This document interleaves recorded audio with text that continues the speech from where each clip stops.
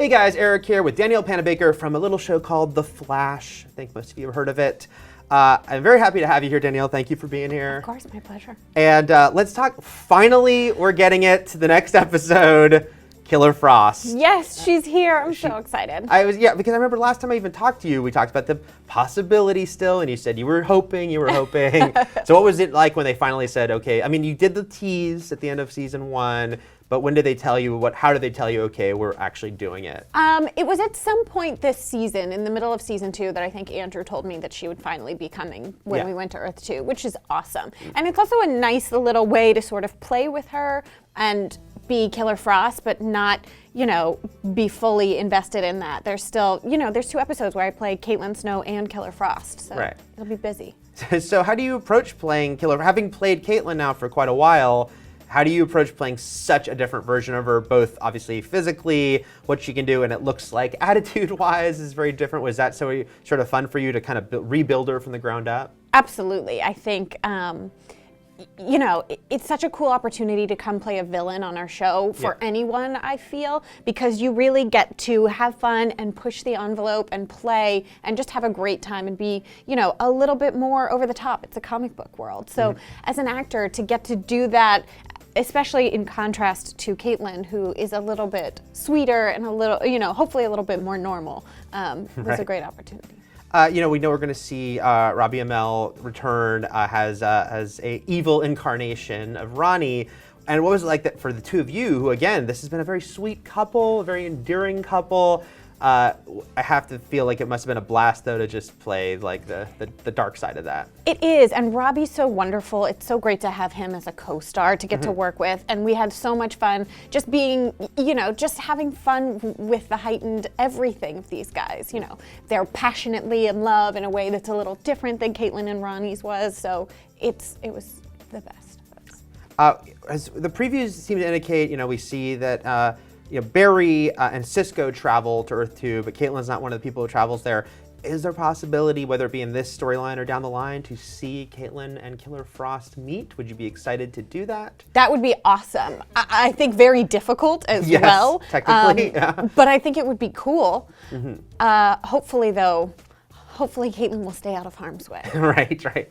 Yeah, like you said, it is, Earth 2 gives you this opportunity kind of to explore this sort of other idea, this other version, without changing who Caitlyn is. But, you do wonder, because everyone had always wondered if Caitlyn became Killer Frost, how would that work? Because she's such a sweet person. Yeah. Do you think this is kind of deals with like, okay, here's Killer Frost, we've done her and she can still be out there if we want her? Or would you be curious if down the line they could still show Earth 1 Caitlyn becoming Killer Frost and what that might be like? I would love to see that. We've sort of jumped into Killer Frost with these 2 episodes going to Earth 2. Yeah. The opportunity to sort of really develop that and what that looks like, if Caitlyn from Earth 1 were to get powers or become a metahuman or become Killer Frost, I think it would be really fun to explore that journey and how she gets there and see what it would take to turn her. Was it a blast, working with Grant and Carlos for so long to suddenly be the one, threatening them and attacking them? Yeah, it was cool. It's a fun. There's a dynamic that it's still the same. It's us. We're all people. I think it was much harder for everyone else because I look so different. Yeah. It's a completely white wig. Those are contacts. My lips are blue. Right. I think it's funny. It's harder for people who are looking at me because hopefully, in essence, I'm still the same person. But I think it was definitely took people aback. Now, what can you say what's coming up for our Caitlyn, for Earth 1 Caitlyn? Obviously there's a lot in play here for everyone, but specifically, obviously she's got the stuff going on with Jay and the fact that he's ill, so how will that progress? I think that's a really great storyline for her. As a doctor, that her passion is healing people and making them better, and so this specific storyline with Jay, as she's trying to understand what's going on with him and trying to figure out a way to fix it, gives her real motivation. So it's really cool to see her get to work on her specialty. Cisco can work on the gadgets, which we get to see a little bit more every week than we necessarily do Caitlyn's sort of doctoring skills. So it's great to see that, and they have such a sweet relationship, Caitlyn and Jay. So hopefully we'll get to see more of that, and hopefully they'll get Zoom at some point. Yeah, he's kind of a hard one to grab onto. He's intense. He's very intense. With Wells or Harry, there was a bit. The previous episode was a big one for him, a big turning point. He betrayed them, but then he owned up to betraying them. Caitlyn was kind of the first to advocate for him. She was. And so, how does she feel? Obviously Barry, by the end of that last episode, kind of made a decision. He could kind of see Harry's point of view here. So is she still pretty firmly on Harry's side too, and kind of sees where he's coming from? I think as, the woman and the female, it was easier for her to empathize with Harry because he's trying to get back to his daughter, and she's the one who sort of connects all those dots a little bit faster than everyone, and so it breaks her heart a little bit. So she is definitely more of a Wells advocate, but there's something really interesting about, Earth 2 Harrison Wells. You're never quite sure where you sit with him, and I think though she wants to trust him, I'm sure there's still a little piece of her inside somewhere that has some questions. The last episode didn't really deal with the Earth 1 version of Jay that Jay has discovered, whose name raises a lot of questions for comic book fans. Can you say anything about that? Because especially since Caitlyn is so close to Jay, might she encounter other Jay anytime soon, or at least become aware of him? I can't really say, to be honest. I have successfully dodged a couple of your questions, and I feel like this one is one, I think for comic book fans that name means something, and there's nothing in our show is really done on accident. Our producers and writers are extremely smart about their plans and where they have things going, so it'll be great to see that. On the show, especially you and Carlos, are given a lot of tech talk and have to explain the science of the new meta or what they're doing.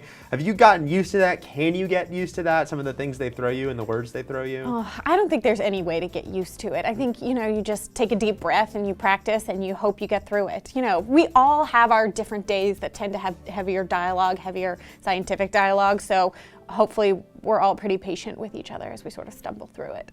This show, one thing I think that's really cool about this show that's kind of subtle is what a celebration it is of smart people. I mean, so many of the characters are scientists, and sort of casually so. It's not like made a big deal out of, but these are very sort of smart people bouncing off each other. Do you like that it can kind of portray this group of very intelligent people, but in such a sort of natural, familial setting? Absolutely. I love that they are celebrating these really intelligent people. I was always more a math nerd actually than a science nerd growing up, so it's cool for me. I wish that I had had someone like Caitlyn to look up to when I was a child, because I just thought I was the outsider and the big nerd. So it's great, and I hope it inspires more people.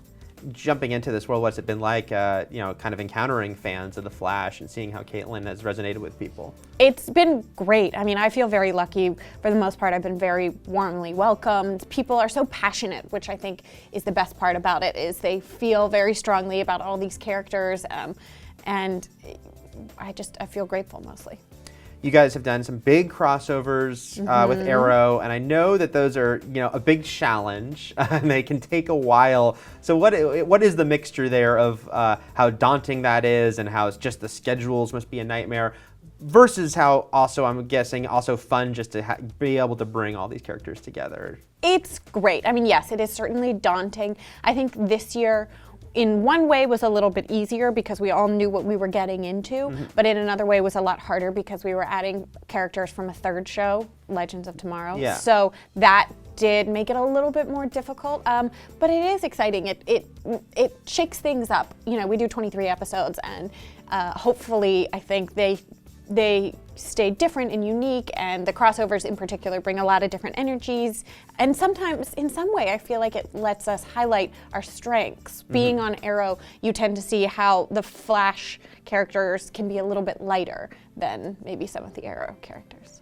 Legends is interesting because it opens the door to this whole other realm with the time travel, and we've heard that we're probably going to see Cisco at some point on that show. We know we're going to see Stephen Amell play a very different, older version of Oliver Queen.